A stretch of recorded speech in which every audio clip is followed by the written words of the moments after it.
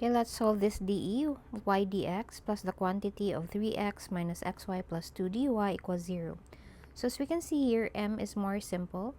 So we are going to, it means to say that x will be, most probably be our dependent variable and y will be our independent variable. So let us divide both sides of the equation.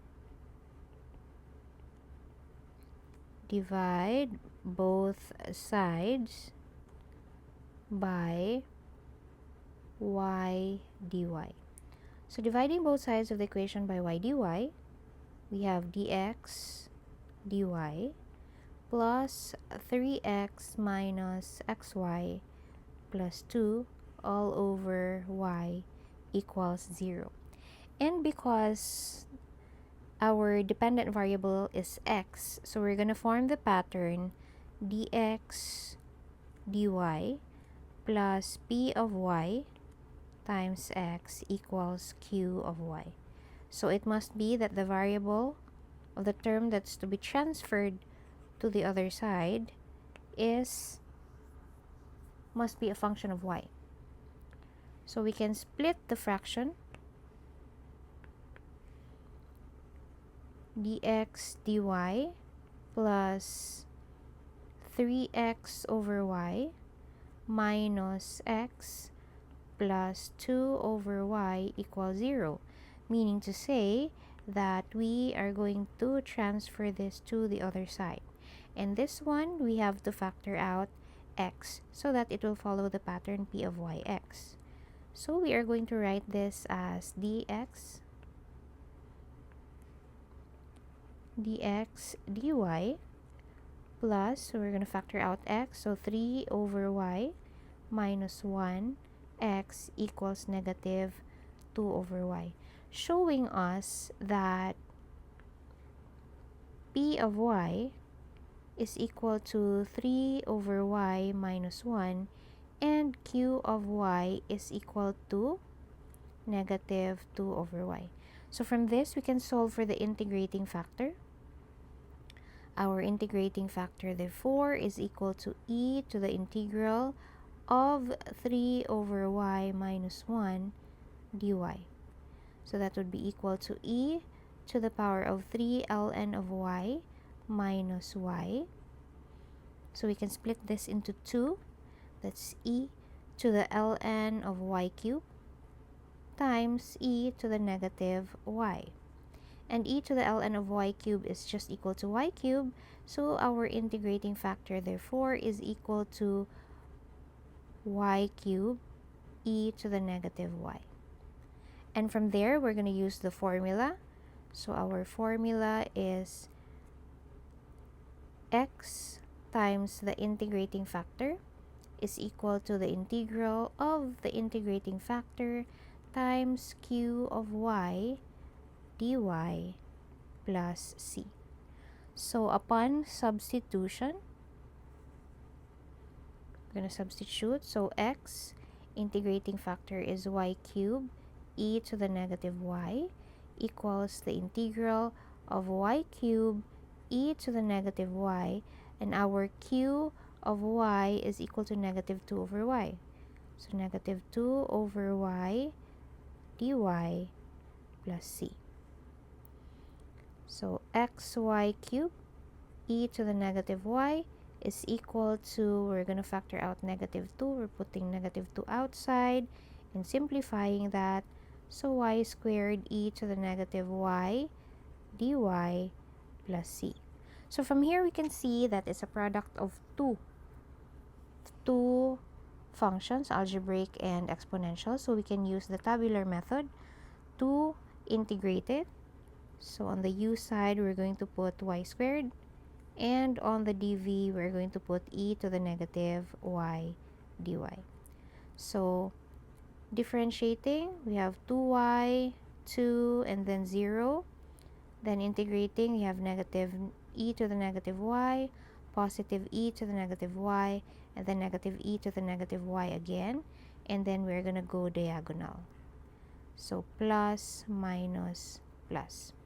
So our integral for that one, xy cubed e to the negative y is equal to, don't forget your negative 2 outside, and then multiply it to the integral, which is negative y squared e to the negative y minus 2y e to the negative y minus again 2e to the negative y.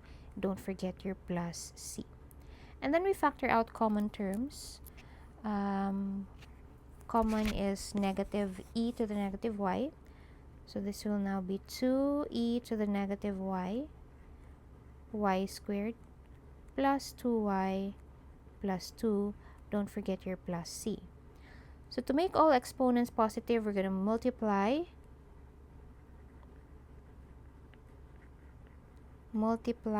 both sides with e to the power of y.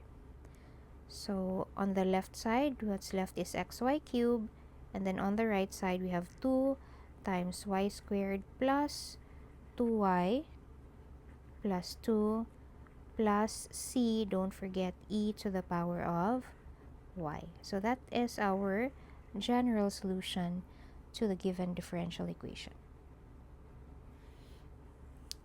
For another example, we want to solve the dE. This is the third example. We want to solve the dE y prime plus y equals sine x at y of pi equals 1. So we're looking for a particular solution. So from here, let's write this in the differential dy, derivative form rather, dy dx plus y equals sine x. And as we can see, this is already in the form dy dx equals, or rather plus p of x y equals q of x. So our p of x here is 1 and our q of x here is sine x. Therefore, our integrating factor is equal to e to the integral of p of x dx, and our p of x is just 1, so the integrating factor is equal to e to the power of x. So we now multiply it, or we use our formula. So y times the integrating factor is equal to the integral of the integrating factor times q of x dx plus c. So substituting, that's y times e to the power of x is equal to the integral of e to the power of x times q of x, which is sine x dx plus c. So to integrate the right side, it's a product of an exponential and a trigonometric function. So we are going to use integration by parts again. And in this case, similar to this one right here, we can use the tabular method. So on the u side, we're going to put e to the power of x, and on the dv part, we are going to put sine x dx. So we are just going to keep on differentiating. It's actually, you can interchange. You can put sine x on the u part, and then you can put e to the power of x on the dv part. It doesn't matter anyway. This is perpetual. So our focus now would be on sine x, because e to the power of x, whether you differentiate it or integrate it, you're always going to get e to the power of x. So as for the trigo, we're going to integrate.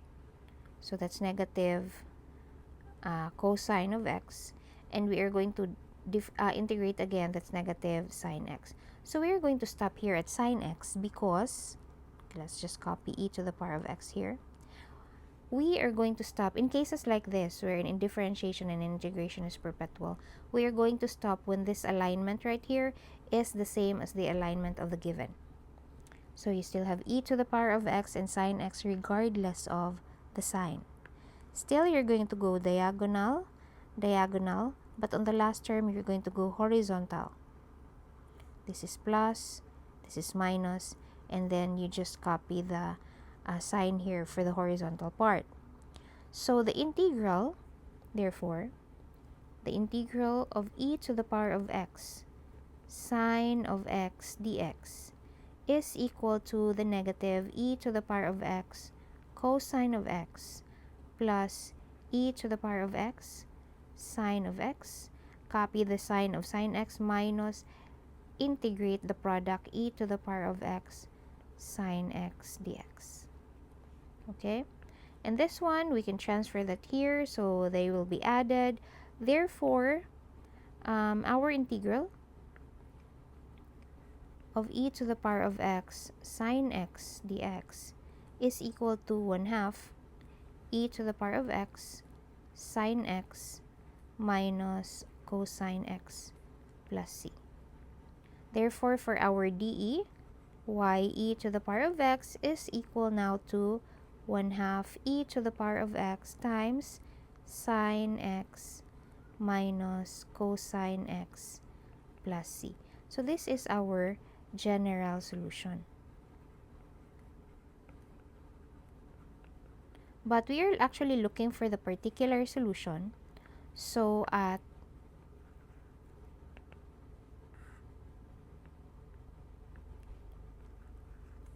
y of pi equals 1, it means that when x is equal to pi, y is equal to 1. So we're going to substitute that. So on the left side, it would now be e to the power of pi rather, because y is just equal to 1, equals 1/2 e to the power of pi sine of pi minus cosine of pi plus c. And we know that sine of pi is equal to 0 and cosine of pi is -1. So take note, we have negative and negative here. That would now be positive. So e to the power of pi, therefore, is equal to 1/2 e to the power of pi plus c. So combining the two, c therefore is equal to 1/2 e to the power of pi. And then we substitute this value to our general solution. So y e to the power of x is equal to 1/2 e to the power of x times sine x minus cosine x plus 1/2 pi. Or we can just multiply both sides by 2. So 2y e to the power of x equals e to the power of x times sine x minus cosine x plus pi.